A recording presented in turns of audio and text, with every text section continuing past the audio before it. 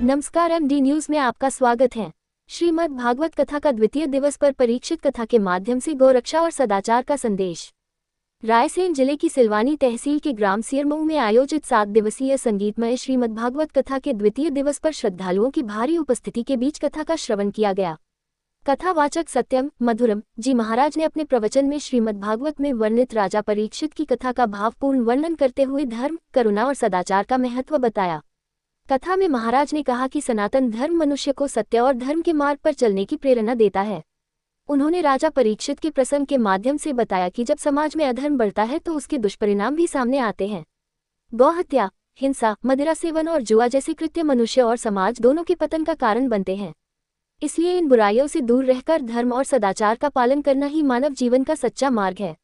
महाराज ने गौ माता के महत्व पर प्रकाश डालते हुए कहा कि सनातन परंपरा में गौ सेवा और संरक्षण को विशेष स्थान दिया गया है। उन्होंने श्रद्धालुओं से गौरक्षा के प्रति जागरूक रहने और समाज में करुणा तथा सह अस्तित्व की भावना को मजबूत करने की अपील की।